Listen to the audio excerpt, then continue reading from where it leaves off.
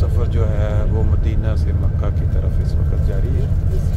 اور یہ منظر اس سفر کے دوران آپ دیکھ رہے ہیں۔ کبھی انسان یہ تصور کرے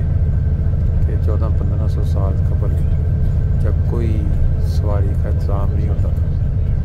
وہ جو عمرہ یا حج کے لیے مدینہ سے نکل کے مکہ کی طرف نبی کریم صلی اللہ علیہ وسلم کے صحابہ جایا کرتے تھے، کس طرح وہ ساری اتنی گرمی کے اندر وہ جوش وہ جذبہ کس طرح وہ لے کے آتے ہوں گے 500 کلومیٹر ان پہاڑوں کے اندر، اور بیچ میں پتہ نہیں لمبے لمبے ریگستانوں میں وہ جا کے تو اپنا عمرہ کریں، حج کریں، اور پھر وہ جو حدیبیہ والا واقعہ ہے، یہاں اتنے 100 کلومیٹر چلنے کے بعد آگے کفار نے ان کو روک دیا کہ آپ نہیں کر سکتے حج۔ وہ والا واقعہ سب مسلمان جانتے ہیں، پھر کہ اس وقت کیا گزری صحابہ پہ جب انہوں نے ایک دفعہ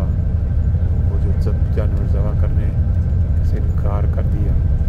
بہرحال وہ ایک لمبا واقعہ ہے، لیکن یہ جو مناظر آپ دیکھ رہے ہیں یہ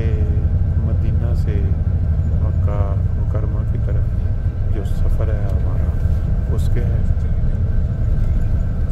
پہلی دفعہ جو انسان یہاں عمرہ کرنے کے لیے آتا ہے سعودی عرب، اس کو ایک ایک لمحہ ایک ایک سین جو ہے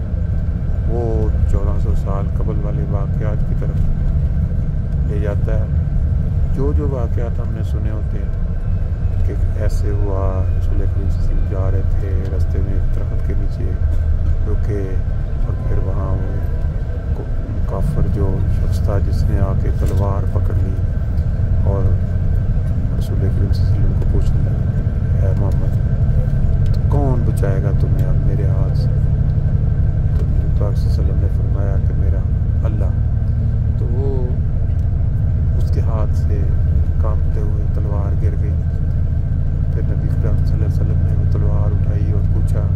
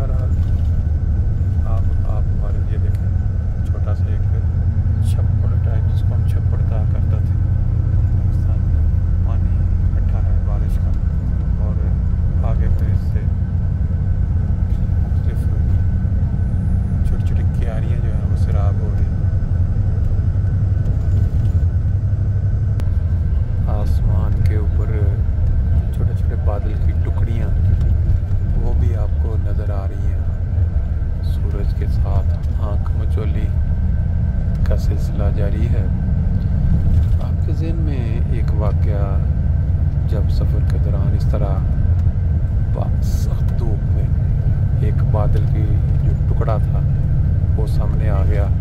اور جتنی دیر نبی کریم صلی اللہ علیہ وسلم کے سفر کا ہے غالباً واقعہ، وہ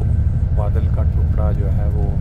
سورج کے آگے رہا اور اس طرح سایہ دیتا رہا۔ ایگزیکٹلی پوری ڈیٹیل مجھے اس واقعے کی نہیں یاد، لیکن یہ دیکھیں جیسے اب بادل سامنے آیا ہے سورج کے، ایک دم ایسے جیسے ٹھنڈک سی محسوس ہوئی ہے، سورج کی جو چمک ہے اور جو ہے اس کی جو تپش ہے وہ ایک دم ختم ہو گئی ہے۔ اللہ تعالیٰ کی بنائی ہوئی ہر چیز اللہ تعالیٰ کے اذن سے چلتی ہے، وہ اپنے انبیاء کے لیے، اپنے نیک لوگوں کے لیے کوئی بھی سبب کر سکتا ہے، کسی بھی وقت ٹھنڈک کا انتظام کر سکتا ہے۔ بہرحال ہمارا سفر جاری ہے، اور اب انشاءاللہ تعالیٰ آپ کو اس طرح کے خوبصورت جو مناظر ہیں ان کے ساتھ ساتھ مکہ تک یہ دیکھیں، یہ ابھی جو باغات آئے ہیں کھجور کے، ان کی بھی یہاں بڑی ہسٹری ہے۔ مدینہ میں ہم نے ایک دو باغ دیکھے، گزر غفاری مطلب سے وہ ان کے ساتھ وہ تفصیل بھی بتاتے ہیں کس طرح ایک صحابی کو جب آزاد کروانے کے لیے